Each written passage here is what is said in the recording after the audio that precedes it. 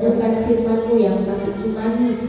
Firman-Mu adalah sumber kekuatan iman kami yang menginspirasi hidup kami, sehingga kami terus melakukan apa yang benar di hadapan Tuhan.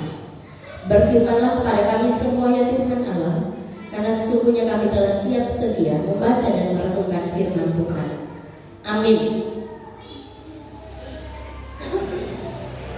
Firman Tuhan dalam surat Paulus kepada jemaat di Korintus, 1 Korintus pasal 9 ayatnya ke-16. Langsung berkata-kata demikian. Karena jika aku memberitakan Injil, aku tidak mempunyai alasan untuk memegahkan diri, sebab itu adalah keharusan bagiku. Celakalah aku jika aku tidak memberitakan Injil.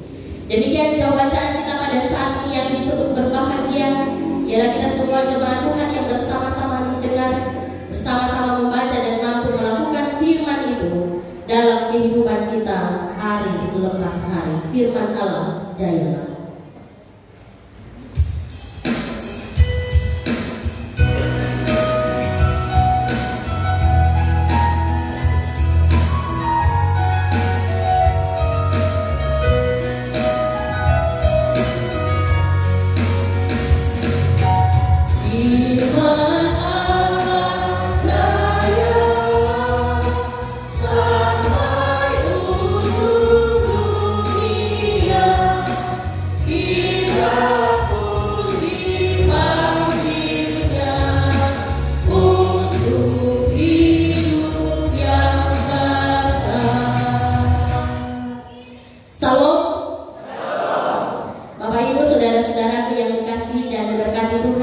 Bersyukur karena kita boleh ada lagi berjumpa di rumahnya yang kudus ini dalam ibadah minggu ketiga di bulan Januari tahun 2024.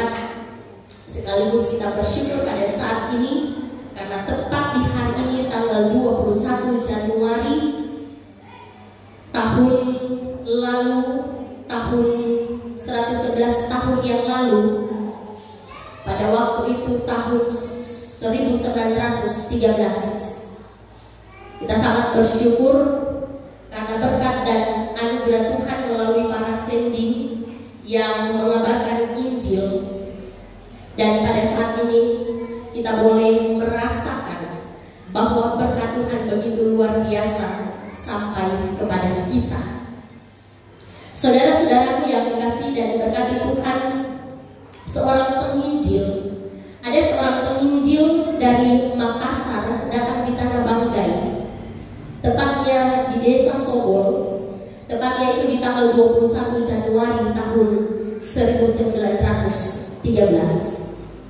Ditandai pada saat itu dengan pembaptisan massal oleh Kapiten Theophilus Lasompo, sehingga saat ini gereja dapat bersyukur dengan pekabaran Injil para sendiri. Itulah kerja Roh Kudus. Jadi pada waktu itu mereka memberitakan Injil, menyampaikan kabar sukacita, sehingga kita yang tinggal di kota Lubuk Banggai bisa mengenal Allah Bapa, Anak, dan Roh Kudus. Allah yang dikisahkan dalam Alkitab, Allah di dalam Yesus yang menyelamatkan, dan mereka bukan hanya menyampaikan atau memberitakan Injil pada saat itu, tetapi mereka juga memberikan pengajaran-pengajaran kepada anak-anak, sehingga anak-anak pada saat itu mendapat pendidikan. Sangat luar biasa kita alami. Itu sekali lagi karena pekerjaan Roh Kudus. Roh Kudus yang dicurahkan oleh Tuhan kepada para penginjil, sehingga boleh memberitakan Injil kepada orang-orang yang ada pada saat itu.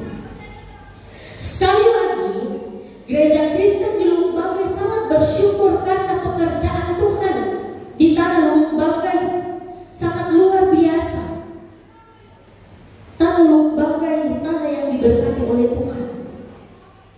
Nah, saudara-saudara,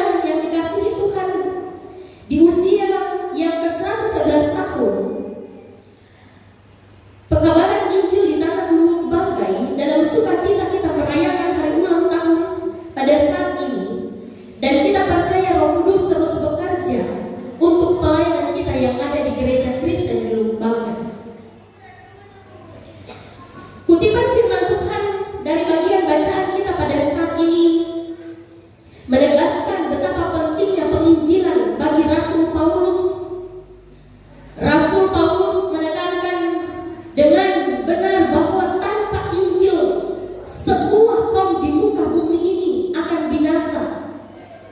Tanpa Injil manusia akan mengalami hukuman Allah. Itu sebabnya Rasul Paulus mengatakan bahwa celaka bagi dirinya bila Injil itu tidak diberitakan melalui bagian firman Tuhan kita pada saat ini. Gereja mula-mula ketika Yesus hadir, kita tahu pada saat itu penuh dengan tantangan. Ketika para rasul memberitakan Injil penuh dengan pergolakan.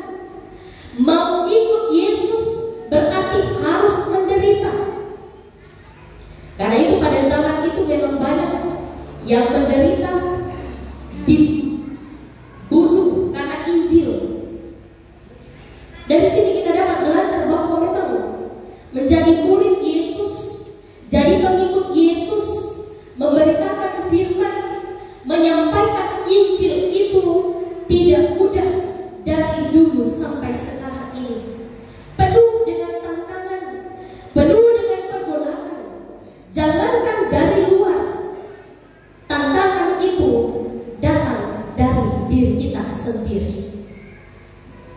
Memberitakan Injil bukan nanti pakai sekolah, bukan nanti pelayan-pelayan khusus, tapi dimanapun kita berada, dalam situasi apapun, latar belakang apapun, saudara-saudara kita memberitakan Injil. Bukan hanya secara verbal, secara kata-kata, tapi melalui sikap dan perbuatan kita. Khotbahkan hidupmu dan hidupi khotbahmu. Khotbah yang paling hidup itu adalah keseharian kita. Itulah Injil. Para sending ketika mereka datang kan tidak berdiri di atas mimbar karena masih dalam keterbatasan pada waktu itu. Tapi para sending memberitakan Injil pun melalui pola hidup mereka, melalui teladan para sending saat itu. Penginjilan itu bisa connect dan dapat berdampak baik hingga kita sekarang ini yang ada di Jemaat Tasik Tiberia Solo. Maka dengan demikian saudara-saudara, biarlah semangat pengabar Injil pada saat itu menjadi semangat kita pun di saat ini. Injil adalah Yesus sendiri. Biarlah Injil itu terus ada dalam hati kita.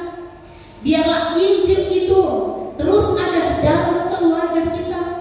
Biarlah Injil itu terus ada dalam kolom pelayanan kita. Biarlah Injil itu terus ada dalam jemaat kita. Dan biarlah Injil itu terus ada di gereja Kristen di Luwu Banggai. Belajar dari firman Tuhan pada saat ini, melihat pengabaran Injil yang sudah ke-111 tahun ini di tanah GKLB, mari kita memahami bahwa pemberitaan Injil itu berpusat hanya kepada Kristus. Kristus yang mempunyai pelayanan, Kristus yang mempercayakan pelayanan kepada kita semua, baik itu anggota jemaat maupun kepada kita semua pelayan-pelayan yang ada.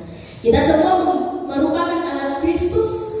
Kita adalah corongnya Kristus. Kita adalah alatnya Kristus. Memberitakan Injil.